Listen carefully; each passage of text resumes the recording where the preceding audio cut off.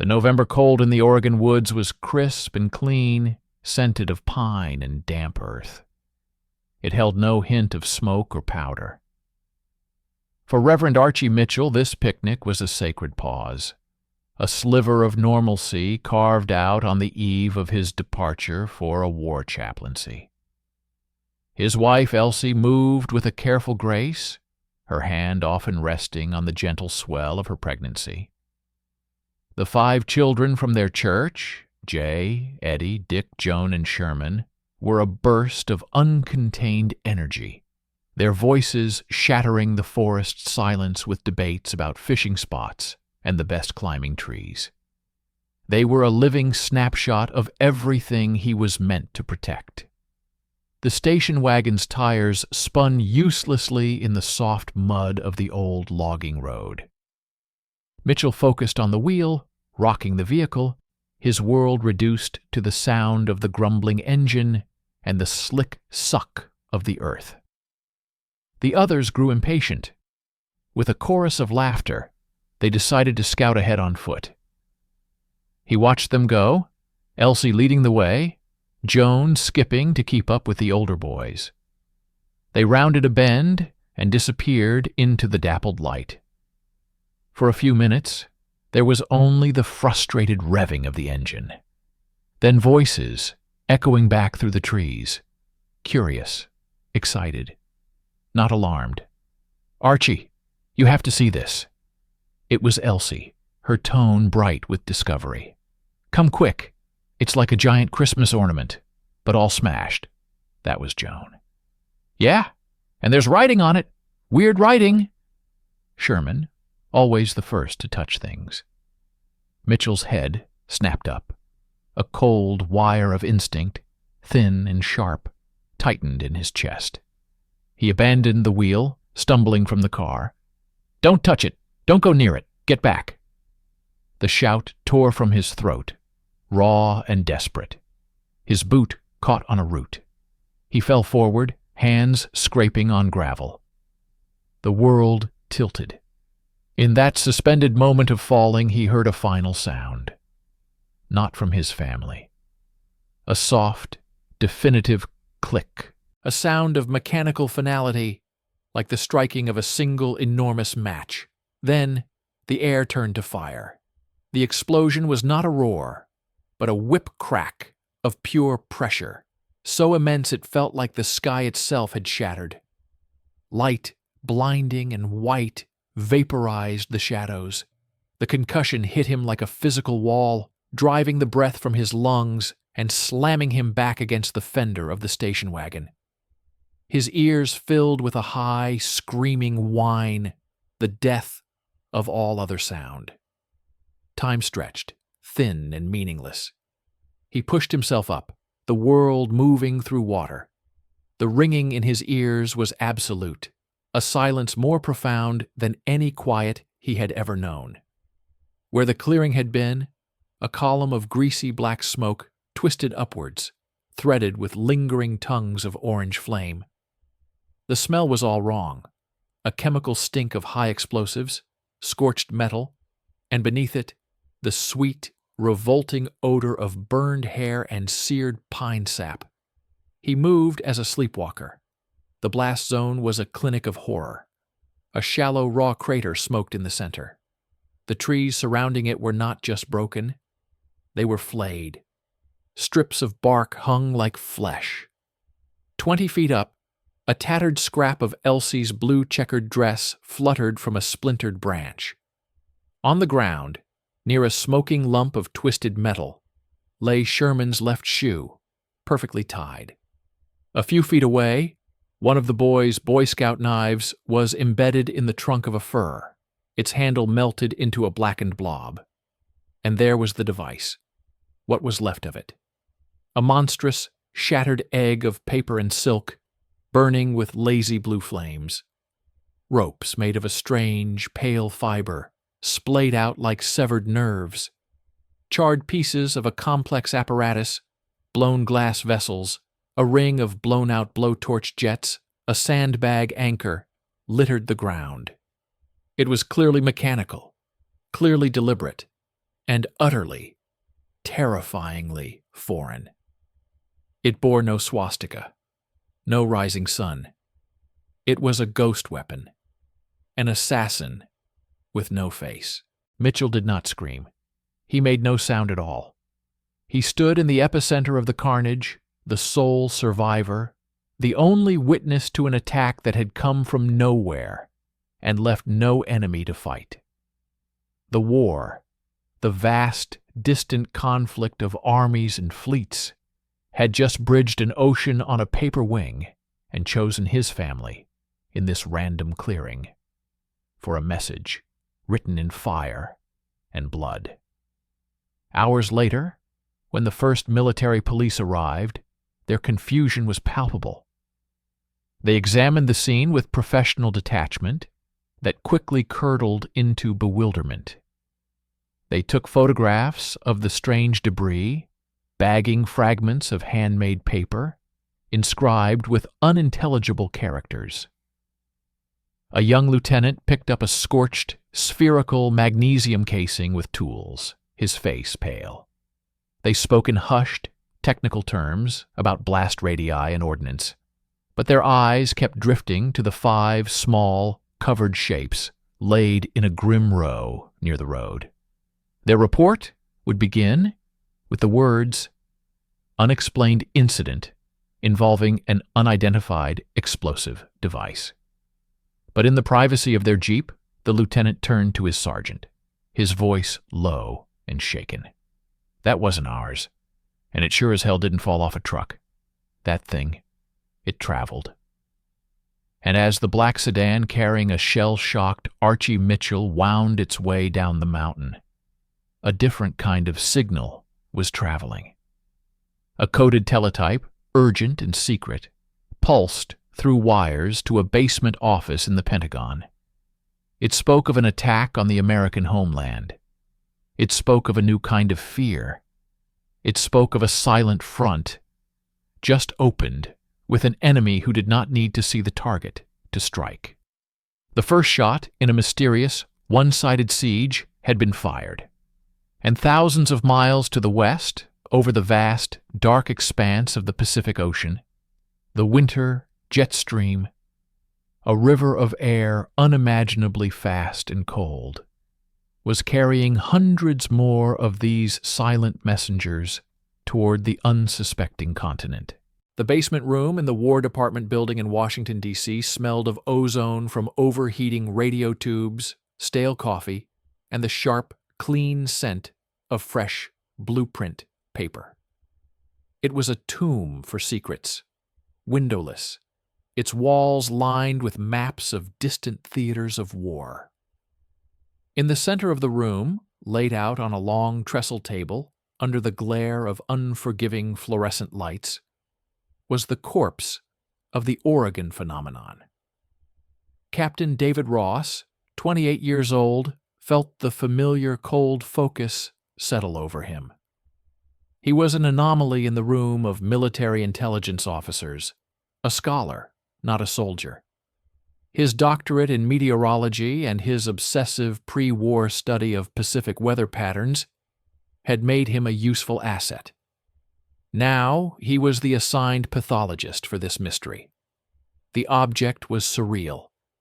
Its remains were spread with surgical precision. Section A. The envelope. He ran a gloved finger along a seam of the paper made from the inner bark of the Kozo mulberry tree, laminated with fermented potato paste. It was stronger than canvas. Section B. The ballast system. A breathtakingly simple array of blowtorch-like pressure release valves, triggered by aneroid barometers, designed to maintain altitude. Section C. The payload, the heart of the weapon. A single high-explosive anti-personnel bomb and 4 incendiaries filled with thermite, a composition that burned at over 2,000 degrees Celsius. Ross's mind was not seeing a weapon. It was seeing a journey. Each component told a story of constraints and brilliant, ruthless adaptation. The paper spoke of a shortage of aluminum. The sandbags in the ballast rings, each meticulously weighed, spoke of a critical lack of precision electronics for guidance. This was not a weapon of abundance. It was a weapon of desperation and ingenious spite. He stepped back to a larger map of the northern hemisphere pinned to the wall. With a red grease pencil, he marked the strike in Oregon. Other officers brought him new reports, their voices hushed. A rancher in Wyoming found a strange balloon tangled in his fence, the incendiaries still smoldering. A geologist in Alaska reported a loud bang and a fire in a remote valley. A fisherman off the coast of British Columbia pulled a sodden, deflated mass of silk from his nets. Each location got a red mark. The marks formed a scattered, ominous pattern down the northwestern flank of the continent. But to Ross, they were not random. They were points on a curve, a statistical arc. He requested the latest, most classified weather charts from the Air Force. When they arrived, they showed the sinuous, roaring river of air known as the jet stream, a concept still barely understood by most. Its path was a meandering highway 6 miles above the earth, stretching from the islands of Japan all the way to the Aleutians and down into North America. He took a black thread and pinned one end to a known launch site on the east coast of Honshu, Japan.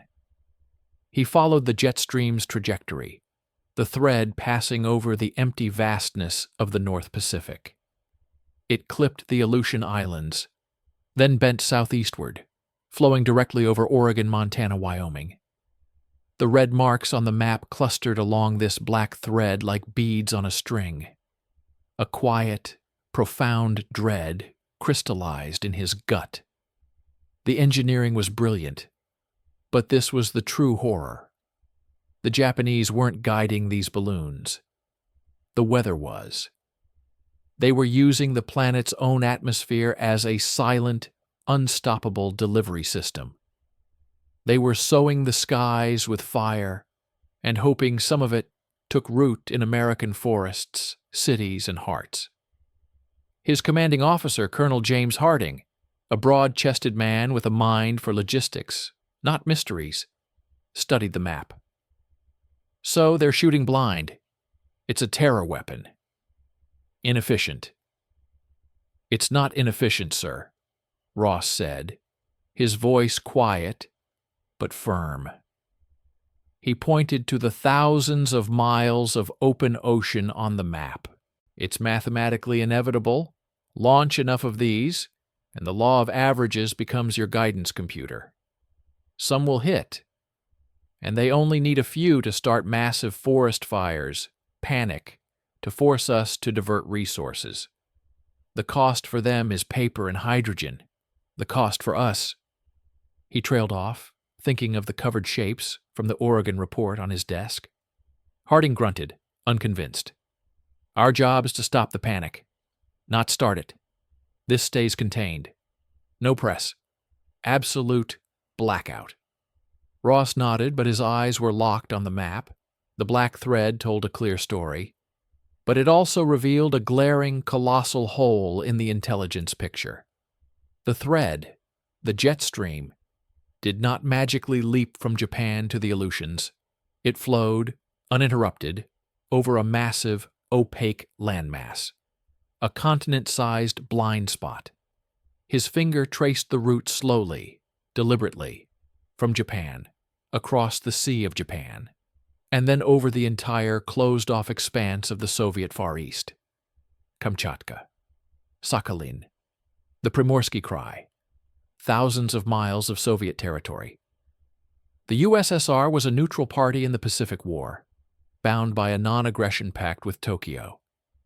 A black box. He turned to Harding, the logical implication hitting him with the force of a physical blow. Sir, the flight path. It's over Soviet territory for nearly 2,000 miles before it ever reaches our waters. These things have been flying for months to perfect the design. They had test launches. They've been launching thousands. Harding's eyes narrowed, following Ross's pointing finger. Ross pressed on, the analyst in him overriding protocol. The laws of physics don't respect neutrality. If these balloons are falling in Oregon and Montana, then they have been falling for months, all over the Soviet Far East, on their collective farms, in their forests, on their military bases. They must have found them. They must have known. The room went very still. The hum of the fluorescent lights sounded suddenly like a warning signal. The mystery of the weapon's design was solved. But a new, more dangerous mystery had just been born. The question was no longer just, what are they?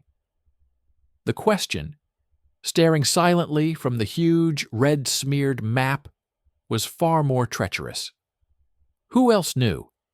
And why did they say nothing? Colonel Harding's face hardened into the mask of a man who sees a simple, tactical problem transforming into a diplomatic grenade. He looked from Ross's intense, searching face to the map, to the silent paper corpse on the table. He finally spoke, his voice low and final. "You are to focus on the weapon, Captain, on its capabilities and how to counter it on our soil. You are not to speculate on Allied intelligence. You are not, under any circumstances, to pursue that line of inquiry. Is that clear?" Ross said nothing. He simply looked back at the map, at the black thread spanning the Pacific, and at the vast, silent expanse of Soviet territory it crossed, an expanse that was no longer just geography, but an active, complicit, blank space in the heart of the story. The case had just fractured. The hunt for a weapon was now also a hunt for the truth behind a silence. Captain David Ross existed in a state of controlled obsession. The basement room became his world, its perimeter defined by the paper-laden tables and the silent, accusing map on the wall. He followed his orders to the letter, dissecting the weapon with a meticulous, unhurried focus that masked the furious turning of his mind. He wrote reports on the tensile strength of the paper, the ignition temperature of the thermite, the estimated rate of ascent. He became the Pentagon's foremost expert on the Fugo, the Japanese balloon bomb. He wore his expertise like a straitjacket, all while his thoughts circled the one subject he was forbidden to broach: the white space on the map. The silence from that quarter was deafening. It screamed in the empty intelligence folders from the Soviet Far East. No reports of strange aerial phenomena. No queries to the Allies about unidentified flying objects violating their airspace. Nothing. In the intelligence trade, a perfect absence of data was itself a profound piece of data. It meant a conscious, deliberate act of erasure. Ross began a clandestine audit. He could not ask about the Soviets directly, so he asked about everything else. He requested declassified weather data from Alaskan stations, logs from commercial shipping lanes, after-action reports from the Air Force's 11th Weather Squadron. He was building a negative image, a ghostly picture developed not from light, but from shadows. His breakthrough came from a stack of old, dull reports on Soviet meteorological observations. Before the war, there had been a limited, prickly exchange of basic weather data to aid trans-Pacific aviation. The transmissions had been sparse but consistent. Then, in late summer of 1944, they had changed. Not stopped, but altered. The Soviet stations, particularly those in Petropavlovsk-Kamchatsky and on southern Sakhalin, suddenly began broadcasting in a new, more complex cipher. Their reported data became erratic, filled with what seemed like nonsensical anomalies, reports of sudden, localized barometric shifts that made no meteorological sense. Ross laid the weather logs side by side with the few precious decrypted signals from Japanese naval traffic that hinted at special weapon tests. The timeline was not coincidence, it was cause and effect. The Soviet weather codes changed after the first Japanese experimental launches would have begun. They were not just observing the weather anymore. They were observing something in the weather, and they were scrambling to hide what they saw from prying ears, including those of their allies. He stood before the large map one night, alone in the humming silence. The red marks on North America had multiplied into a chilling constellation of incidents. With a blue pencil, he now began to sketch the negative space. He drew the estimated flight paths backwards from each impact site, tracing them west on the jet stream models. Like ethereal arrows, every single line converged, not just over Japan, but over that vast, opaque territory of the Soviet Union. It was a geometric proof of culpability. The balloons were a fact of Soviet reality long before they became an American tragedy. A new, chilling hypothesis formed. The Soviets weren't just passive recipients of this aerial debris. They were active, if silent, participants in the experiment. By not raising an international alarm, by not warning the United States, they were allowing the Japanese to field test a weapon that would ultimately target their own ally. They were gathering data on the weapon's performance, its reliability, its flight characteristics, all from the safety of their own territory, at no cost to themselves, while American forests burned and American citizens died. The implications were colder than the stratospheric winds that carried the bombs. This was more than a breach of alliance. It was a form of calculated, indirect betrayal. The Soviet neutrality with Japan was a strategic facade, and the American lives lost to the balloons were, in the cruel calculus of realpolitik, a tolerable form of intelligence gathering. Ross compiled his findings not in an official report, but in a private, leather-bound notebook. He filled it with diagrams, timelines, translated snippets of Soviet weather codes, and his own stark conclusions. It was a prosecutor's brief for a crime that had no name. He knew showing it to Colonel Harding would be the end of his role, perhaps his career.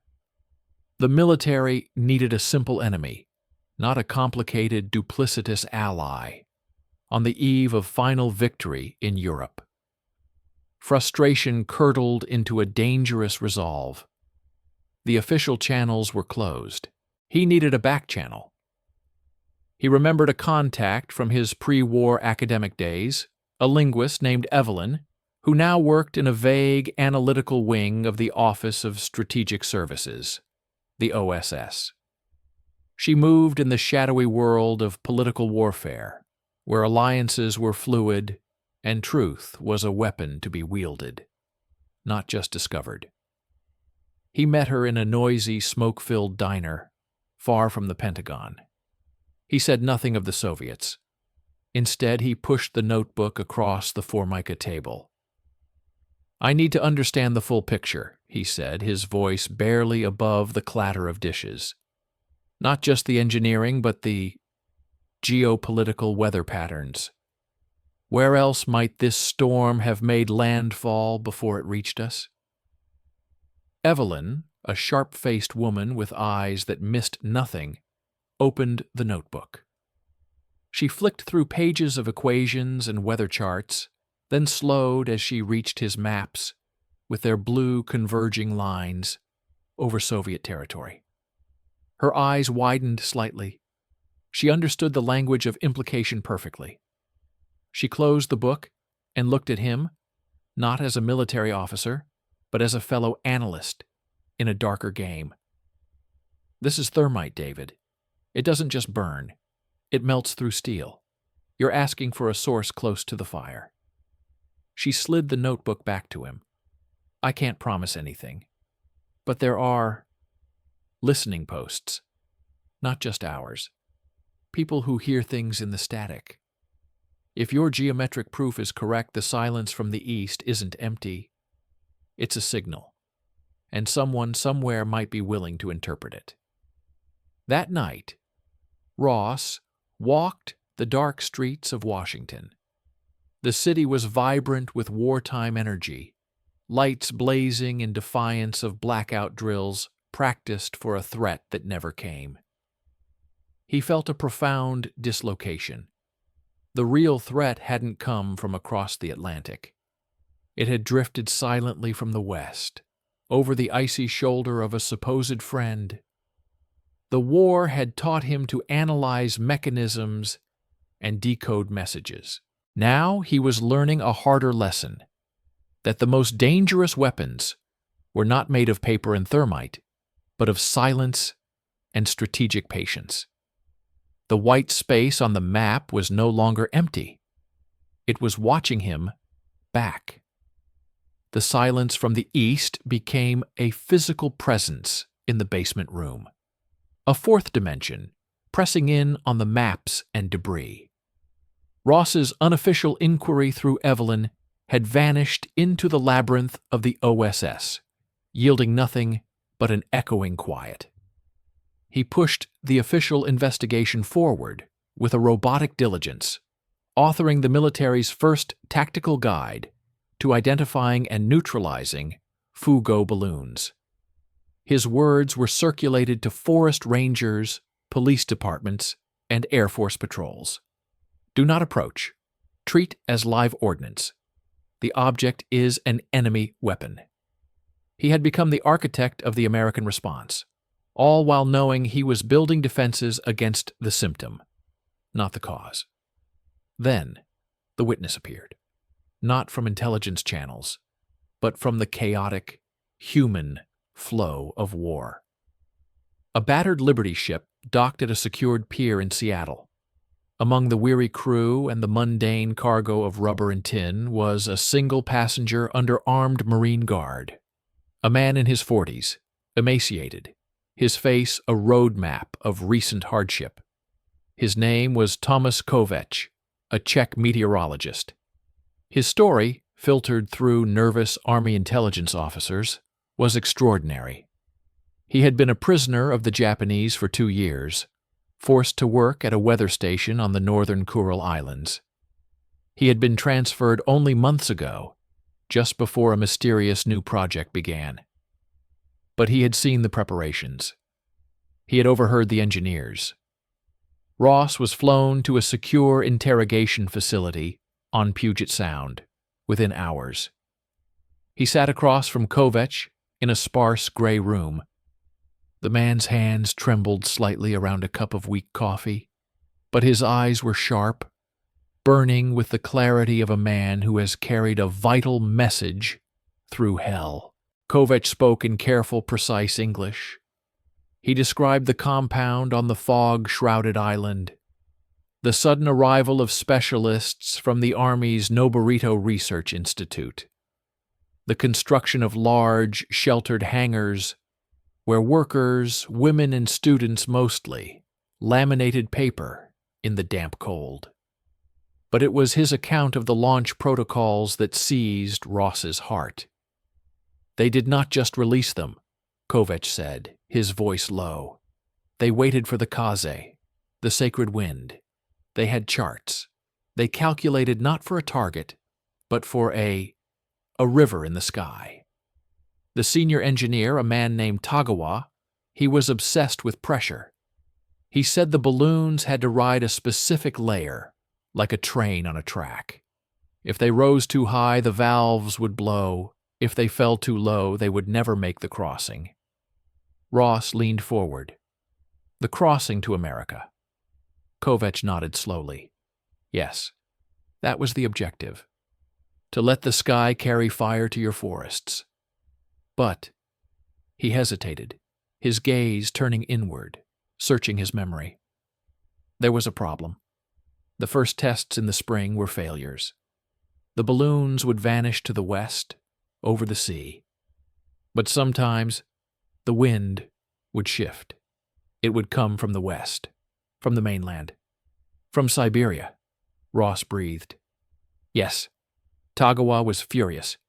He complained that the Soviet stations were reporting false data, that it was corrupting his models. He called them silent thieves.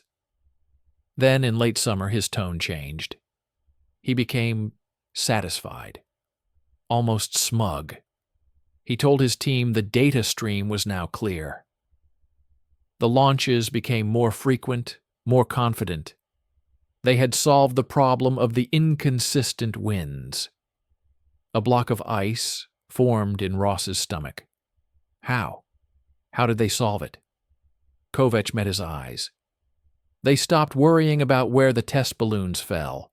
They assumed none would ever be reported. They had found a silent partner. A vast, empty land where balloons could disappear, and no one in the West would ever hear of it. They could test with impunity. Your continent was the target, Captain, but the Soviet Far East was their proving ground. It was the blanket they threw over the experiment. The confirmation was a hammer blow. Kovacs' testimony transformed Ross's geometric proof into human fact. The Soviets weren't just passive observers. Their silence was an active, enabling factor. By swallowing the evidence, they had allowed the Japanese to refine a weapon destined for the United States. It was a form of indirect warfare, a betrayal laundered through the jet stream. Ross compiled Kovacs' testimony with his own evidence. He created a damning timeline. Japanese test launches begin. Soviet weather reporting goes dark and erratic. Launches enter full-scale production. American civilians die. The causal chain was indisputable. He requested an urgent meeting with Colonel Harding. This time, he was not coming with theory. He was coming with a witness. The meeting in Harding's office was tense. Ross laid out the file, explaining Kovacs' credentials and his account. Harding listened, his face an impassive stone. When Ross finished, pointing to the conclusion that Soviet complicity was not incidental, but integral to the weapon's deployment, the room grew dangerously quiet. Harding did not look at the file. He looked at Ross. "Where is this Czech now?" "In protective custody in Seattle, sir. He's requesting asylum." "His custody will be reinforced. His asylum is granted. His story," Harding said, his voice a low rumble, "ends here. Sir, the implications are above your pay grade, Captain." Harding's fist came down softly, but with finality, on the desk. "Do you understand what you are holding? This is not a report on a Japanese weapon. This is a lit fuse leading to the foundation of the Grand Alliance. Stalin is our partner. We are months, maybe weeks, from asking him to invade Manchuria and finish Japan. We will not accuse the Soviet Union of being an accessory to murder over 6 dead civilians in Oregon." "It's not just 6, sir," Ross protested, heat rising in his voice. "There will be more, and it's the principle. They let it happen. They helped it happen by doing nothing. They protected their strategic neutrality with Japan, which we have begged them to break." Harding stood up, turning to the window. "This war is a chessboard with 10 million pieces. You are focused on one pawn that drifted off the edge. We are trying to checkmate the king. Your witness is a gift. His knowledge can help us predict launch windows, warn our people. Use it for that. Bury the rest." The order was absolute. Ross was to write a sanitized version of Kovetch's testimony, detailing only the Japanese technical data. The references to Soviet territory, to Tagawa's comments, to the enabling silence, were to be excised. They were to become ghosts in the official record. Walking back to his basement tomb, Ross felt a profound schism. He held in his mind the complete, ugly truth, a truth that had cost lives and would cost more. And he held in his hand the approved, emasculated version, a tool for limited defense. The map on his wall no longer just depicted a weapons path. It depicted the contours of a moral compromise so vast it spanned continents. The white space wasn't just hiding Soviet knowledge.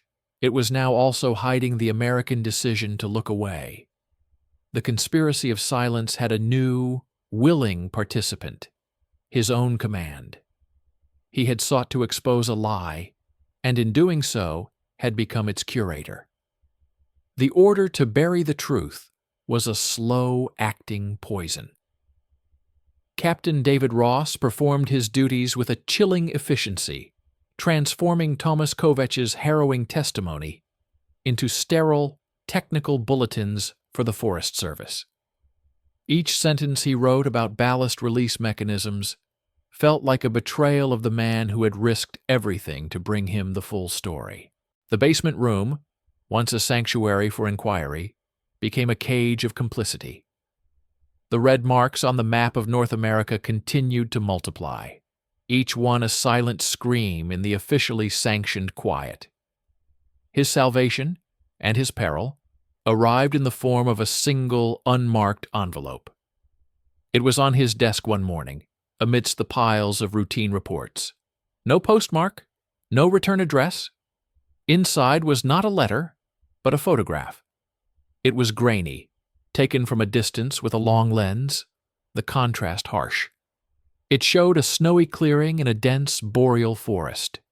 In the center lay a familiar crumpled form, a Fugo balloon, its paper envelope torn but unmistakable. Two figures in heavy Soviet military greatcoats stood over it, one pointing. The trees in the background were not American Douglas firs. They were Siberian larch.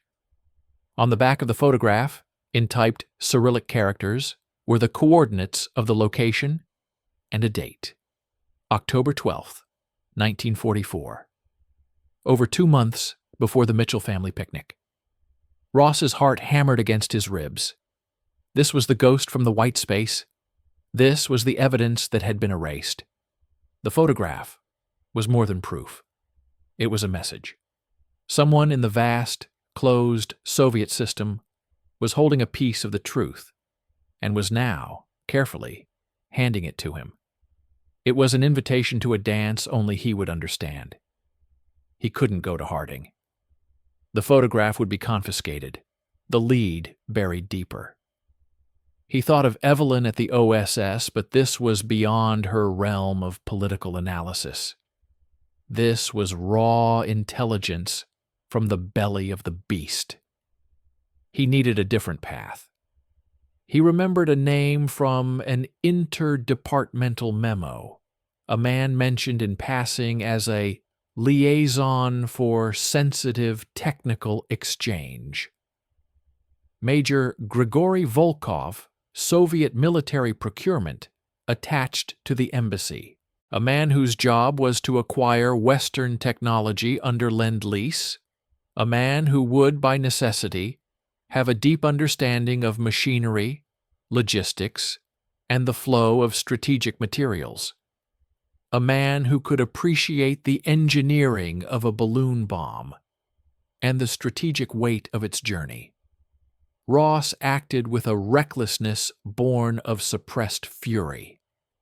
He used his Pentagon credentials to access the logs of Soviet personnel movements, finding a pattern.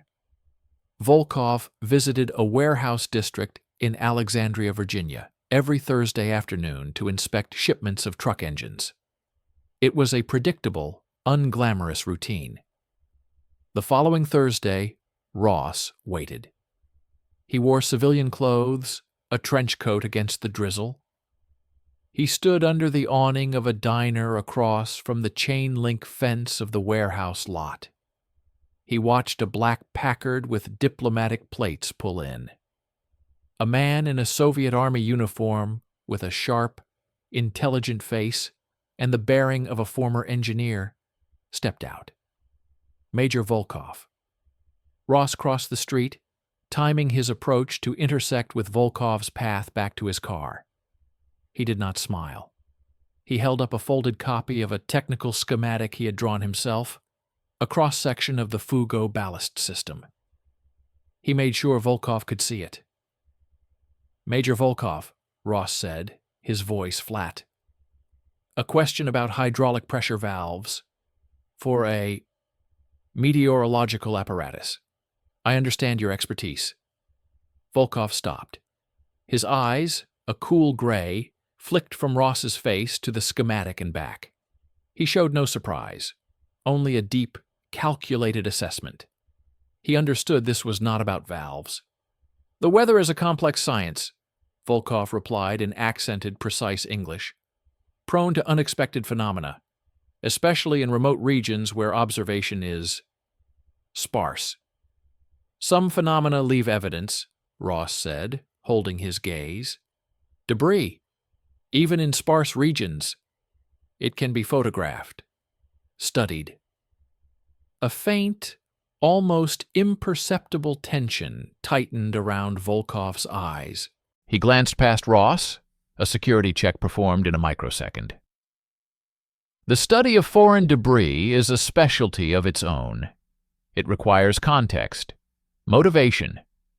Why does one study a stray piece of the sky? To understand its point of origin, Ross pressed, and all the ground it covered along the way, to complete the map. Volkov was silent for a long moment. The drizzle pattered on the car's roof. The warehouse district was deserted. "A complete map is a dangerous thing, Captain Ross. It leaves no room for diplomatic fog. Sometimes it is wiser to chart only the destination." He paused, then added, his voice dropping, "The Yalta Conference is in 11 days. The world is being redrawn. Some things are left off the new maps for stability." The message was clear. The Soviet knowledge of the balloons was not an oversight. It was a deliberate, high-level policy. A piece held in reserve, its value measured not in American lives saved, but in geopolitical capital to be spent at the negotiating table. "And the people under the flight path?" Ross asked, the anger bleeding into his voice. "Are they just map annotations?" Volkov's expression did not change, but a flicker of something, weariness perhaps, or professional contempt, passed through his eyes. "We all have our front lines, Captain. Some are in the forest, some are in conference rooms. The weapon is paper. The response must be steel, not accusations." He opened the car door.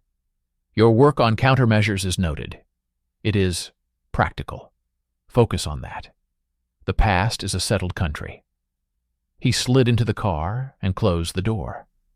The Packard pulled away, leaving Ross standing in the rain, the schematic crumpling in his fist. He had his confirmation. Direct, unambiguous, and devastating. The silence was not a failure of intelligence. It was the intelligence. It was a cold, strategic asset. Stalin had sat on knowledge of a weapon targeting his ally, using it to perfect his own understanding of Japanese capabilities and to hold a hidden card. The Grand Alliance was not a brotherhood.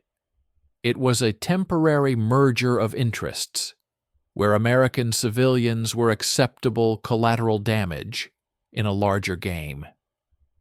Ross walked back to the Pentagon, the photograph of the Soviet balloon burning a hole in his pocket. He was now in possession of a truth so volatile it could shatter the Allied facade.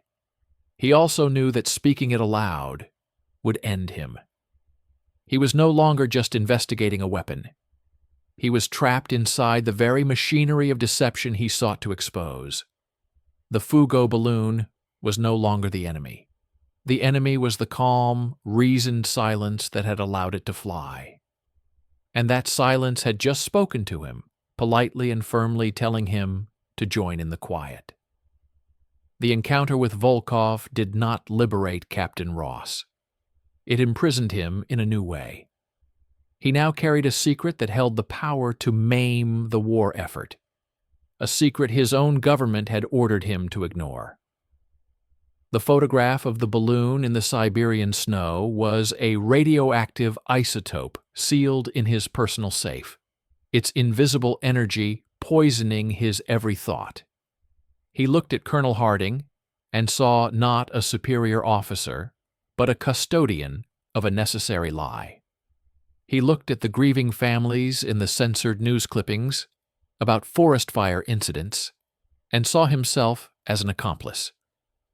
His work became a masterpiece of morbid focus. He spearheaded Operation Firefly, a top-secret initiative to detect and destroy the balloons. He coordinated with the Air Force to deploy high-altitude P-38 Lightning fighters on weather reconnaissance missions, their pilots briefed to look for strange, silvery spheres. He worked with Navy meteorologists to refine jet stream prediction models, trying to anticipate the silent Armada's arrival. He was the most effective man in America at fighting the Fuggo threat, and every success felt like a layer of concrete over the buried truth. The military censorship regime, which he now helped enforce, was brutally effective. Newspapers agreed to kill any story about the mysterious balloons. The War Department issued stern memos about security concerns surrounding forest fires. The 6 deaths in Oregon were officially recorded as the result of an unexplained explosion, a footnote in a busy war. The nation remained oblivious, and Ross understood the grim logic. Panic was a more dangerous contagion than the scattered incendiaries. But the moral cost was a ledger entry that only he seemed to be reading. This internal fracture began to manifest. In meetings, his suggestions grew sharper, edged with a sarcasm that made junior officers uncomfortable. He once interrupted a general's presentation on inter-allied cooperation with a coldly technical monologue about the unidirectional flow of strategic hazard information, leaving the room in stunned silence. Colonel Harding took him aside, not with anger, but with the weary concern of a man handling a precision instrument he knew was cracking. "Ross, you're burning out. You've done exceptional work. Take a week. Go somewhere the sky isn't a tactical problem." But Ross couldn't stop. The maps were his mind now. He began a private, final project, one not for the Pentagon, but for his own tormented record. He obtained, through means he would never disclose, a detailed chart of Soviet air defense districts in the Far East. Using Kovach's data, Volkov's implicit confirmation, and his own weather models, he began to plot not the balloons' path to America, but their path through the Soviet Union. The result was a chilling masterpiece of deduction. He created a probability map of Soviet Fuggo impacts. It showed high likelihood zones across eastern Kamchatka, the coast of the Sea of Okhotsk, the taiga of Khabarovsk Krai. He estimated, based on Japanese launch rates and atmospheric patterns, that dozens, perhaps over 100, of these devices had come down on Soviet soil over a period of 8 months. Some would have been duds. Some would have detonated. In a vast, sparsely populated region, the incidents could be isolated, explained away, hushed up by local NKVD officers. But the sheer statistical weight was undeniable. The Soviet High Command didn't just know. They had a catalog of data. His secure phone rang. It was Evelyn from the OSS. Her voice was stripped of its usual analytical cool, replaced by a taut urgency. "David, your white space, it just developed a shadow. We have a fragment, a whisper from a Swedish trader who runs the Vladivostok-Nagasaki route. He talks about a village, a place called Chumakan, on the Sea of Okhotsk. Last autumn, an aerial mine that fell in a creek bed. It killed a man and his son who were fishing. The local military commander sealed the area, took everything, threatened the handful of villagers with deportation if they spoke. The trader only heard because a drunk militiaman boasted about defusing a Japanese toy." Ross closed his eyes. Chumakan. It was a pinprick on his probability map, right in the center of a high likelihood zone. The abstract statistic had just been given names: a man, a son. A mirrored tragedy to the one in Oregon, hidden not by a free press blackout, but by the totality of the police state. "Does it connect to anything higher?" Ross asked, his voice hoarse. "There's no paper trail. But the timing? The Swedishman was there in October 44. The Soviet weather code changes happened in September. They didn't just discover the balloons, David. They discovered they could be contained. That gave them a choice, and they made it. After hanging up, Ross did the unthinkable. He went to Harding's office without summons. He placed his personal probability map on the colonel's desk, next to the red-marked map of American impacts. The symmetry was horrifying. 2 continents, 2 sets of victims, 1 conspiracy of silence. "Sir, it's not just policy. It's a pattern of concrete events. They have their own dead. They buried them, literally and figuratively. To do that requires an order, a directive from the very top." Harding did not look at the map for long. He looked out the window, at the Washington skyline, the seat of a great alliance. "What would you have me do, Captain? Draft a memo to the Joint Chiefs? Stalin let Americans die to gain a negotiating edge? What is the actionable military intelligence here? That our ally is ruthless? We already knew that. That they pursue their own interests? A revelation only to idealists." "The actionable intelligence, sir," Ross said, clinging to the last shred of his professional duty, "is that their knowledge is comprehensive. They have forensic data we don't. On ballast sand composition, on fuse mechanisms from duds. That data could save lives here. We could trade for it, acknowledge the open secret, and use it." Harding finally looked at him, and Ross saw a profound exhaustion in the man's face. The weight of global compromises. "And what do we trade for it, Ross? What chip do we put on the table? Their price won't be rubber or jeeps. It will be a concession on Poland, or on the post-war status of Berlin. You are asking me to bargain for American lives with the future of Europe. That is not a military decision. It is a geopolitical sin. The deal is already made. Our silence for their eventual entry into the Pacific War. Your balloons are just confetti at the wedding." Ross was dismissed. The meeting was over. He returned to his basement, to his maps, to the machinery of a defensive operation he now knew was only half the battle. The United States was fully engaged in combating the physical manifestation of the threat. But it had fully surrendered to the geopolitical reality that had enabled it.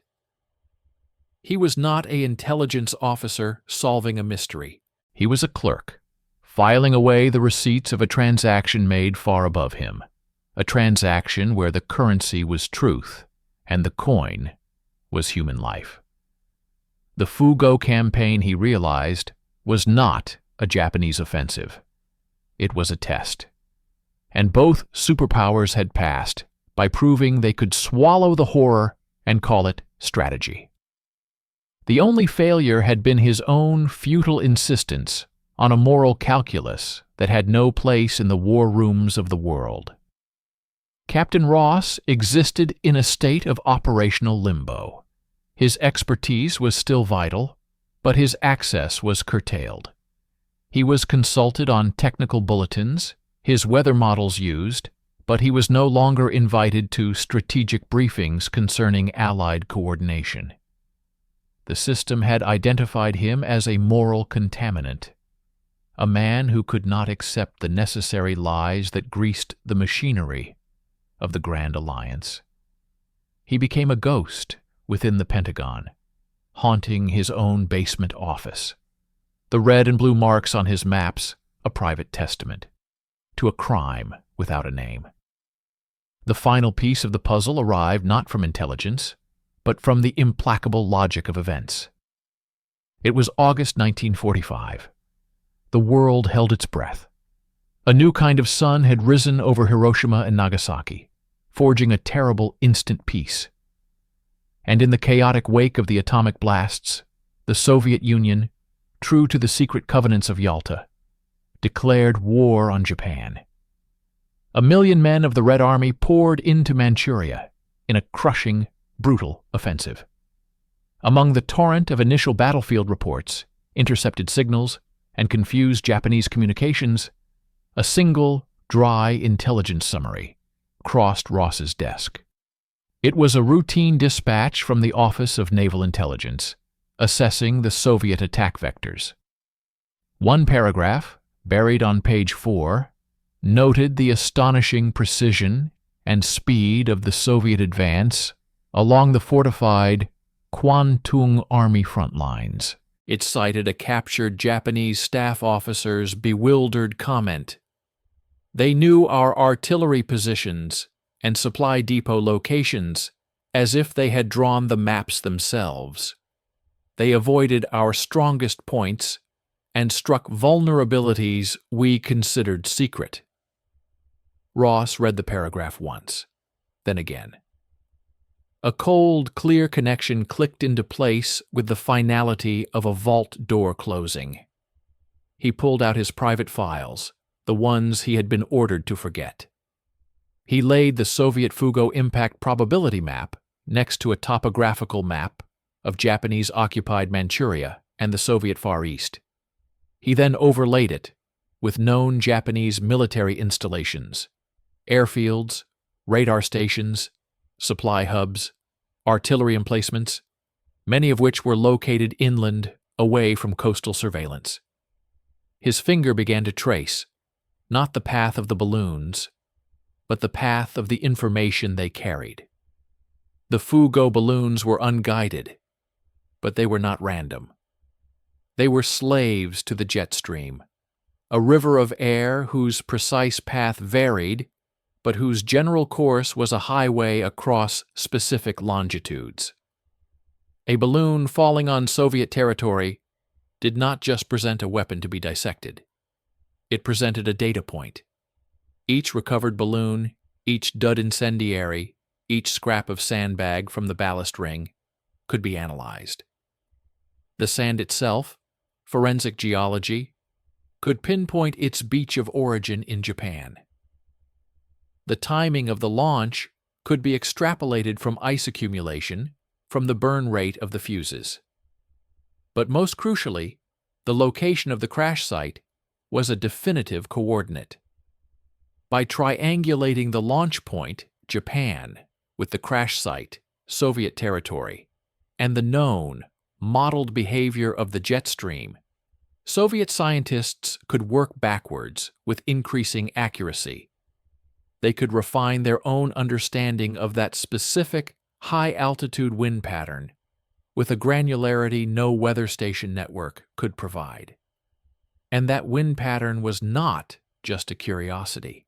It was the same river of air that American B-29 superfortresses would use for their bombing runs from the Marianas. It was the same highway the balloons had used. By studying where the balloons actually landed versus where their crude models predicted, the Soviets weren't just learning about Japanese paper bombs. They were mastering the strategic weather map for the entire North Pacific theater. They were learning to predict where things carried by that wind would go. The implications detonated in Ross's mind. The Soviet silence was not passive. It was aggressively, brilliantly exploitative. They had allowed the Japanese to provide them with a massive, involuntary, and perfectly secret atmospheric research program. Every balloon that fell was a free, unacknowledged weather probe, paid for by Japan and delivering priceless data directly into Soviet hands. This data would have been instrumental in planning their own air operations should they enter the war. More darkly, it would have given them profound insight into the vulnerabilities and capabilities of the American strategic bombing campaign against Japan, a campaign they observed from the sidelines as a future competitor. He finally understood Volkov's phrase, "The weapon is paper. The response must be steel." The paper weapon was a Japanese folly. The steel response was the Soviet state, coldly forging the byproduct of that folly into a tool for its own empire. The dead in Oregon, the dead in Chumacan, they weren't just collateral damage. They were human sacrifices on the altar of a new kind of warfare, where information was the ultimate weapon, and allies were just another intelligence source to be mined. Ross did not write a report. He knew there was no one to receive it. The war was over. The Fu-Go campaign had ceased. The alliance with the Soviets was already crumbling into the brittle hostility of the post-war world. His truth was now a fossil, evidence of an extinction-level event in international trust that had already occurred. He took down the large map from the wall, the one with the red marks on America and the blue converging lines over the USSR. He rolled it up slowly. He placed it in a tube with his other private papers. He was not preserving evidence for history. He was interring a corpse. The mystery was solved, not with a shout of revelation, but with the silent, hollow click of a final, terrible logic. The Fu-Go balloons had been more than a weapon. They had been a catalyst, accelerating the chemical reaction between two future superpowers, proving to each that the other was capable of breathtaking cynicism. America had learned to hide truth from its people to preserve order. The Soviet Union had learned to harvest truth from the suffering of its ally to gain power. And Captain David Ross, the man who had traced the path of the paper bombs, now stood alone in the quiet room, holding the blueprint for the Cold War, written in invisible ink across the stratosphere. The victory celebrations that erupted across Washington were a distant, muffled storm to Captain David Ross. The parades, the sailor kissing the nurse in Times Square, the lights blazing anew, all of it felt like a performance on a stage he had exited long ago.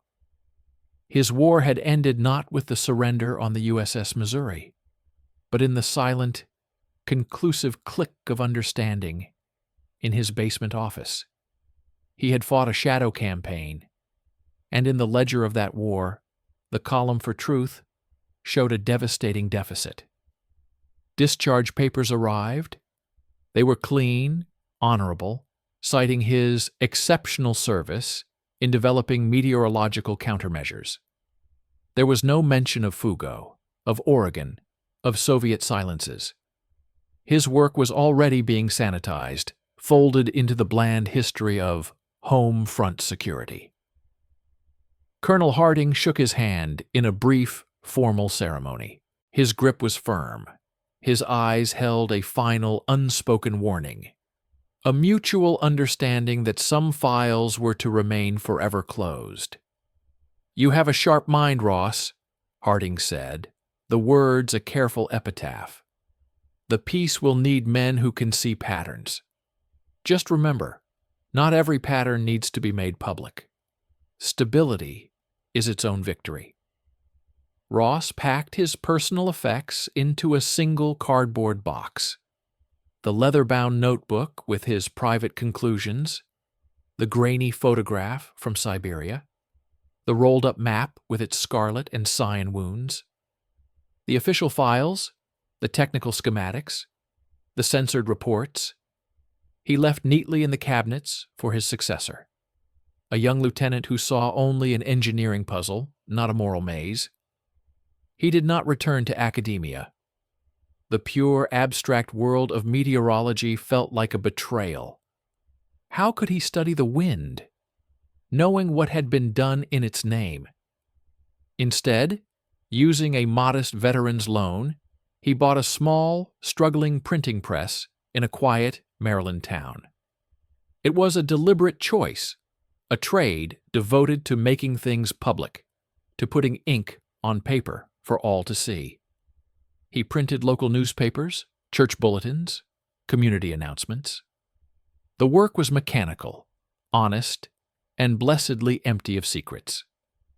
For years, the box from the Pentagon sat in a locked trunk in his attic, a silent ghost.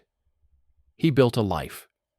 He married a kind-eyed librarian who loved his quiet steadiness, never guessing at the storms that had once raged behind his eyes. He had children. He coached Little League. He became a pillar of a community that knew him as a dependable, somewhat reserved man, a veteran who didn't talk about the war. Then, in the autumn of 1957, the world changed again. News broke of Sputnik. The Soviet Union had launched a gleaming metal sphere into the heavens, where it beeped triumphantly as it circled the globe. America was thrown into a panic of technological inferiority. The newspapers Ross's press printed were full of terrified speculation about missiles, space, and a terrifying new high ground. Sitting in his study one night, listening to the radio's hysterical commentary, Ross felt not shock, but a dreadful, deep resonance. He climbed to the attic. The air was thick with dust and memory. He opened the trunk. He unrolled the old map on the floorboards, its creases sharp as scars. The red marks, the blue lines, the vast white space of the USSR. He laid the Siberian photograph beside it. He looked at them, not with an analyst's cold eye, but with the weary perspective of a man who had watched the seed of that beeping satellite being planted a decade prior. Sputnik was not a beginning. It was a continuation. It was the same ruthless, exploitative intellect at work, the same willingness to turn any phenomenon, any technology, into an instrument of power and psychological warfare. The Fuggo campaign had been a crude, brutal test of a principle, that the atmosphere itself was a theater of war, a medium for delivering not just fire, but fear and strategic advantage. The Soviets had learned that lesson better than anyone. They had graduated from harvesting data from errant paper balloons to launching their own controlled probes into the void, each beep a declaration of dominance, a chilling echo of the silent, deadly drift of the past. Ross did not take his evidence to the newspapers. He did not write a memoir. He understood now that the story was too perfect, too geometrically damning, for the messy, polarized world of the Cold War. It would be dismissed as conspiracy, or worse, used as a blunt instrument by ideologues on both sides, stripping the dead of their dignity a second time. Instead, he did one final, deliberate thing. He took a blank sheet of paper from his own press. At the top, he typed a title: Report on Atmospheric Incursions and Allied Intelligence Discontinuities, 1944-1945. He then typed a single sentence in the center of the otherwise empty page. The weapon was made of paper. The silence was made of steel. We built our peace upon the foundation of that silence and called it necessity. He placed this single-page report inside the leather notebook, between the complex weather equations and the tragic coordinates. He closed the cover. He returned the artifacts to the trunk and locked it. Downstairs, the radio continued to chatter about the new frontier of space. Ross looked out the window at the clear, cold night sky, where a faint, moving star, Sputnik, or its rocket booster, gilded across the blackness. He felt no anger, only a profound and melancholy clarity. The mysterious balloons had been more than an attack. They had been a prophecy. They had revealed the true shape of the coming world, a global battlefield where information was ammunition, allies were assets, and the heavens themselves were not a sanctuary, but a domain to be weaponized. He had been among the first to glimpse that future, to trace its contours on a map. His war had never ended. It had just ascended to a higher altitude, and the silent, watching sky, the same sky that had carried paper and fire, now carried the electric beeps of a new, enduring conflict. He turned off the radio, and in the quiet of his home, the only sound was the wind outside, the same endless, indifferent wind.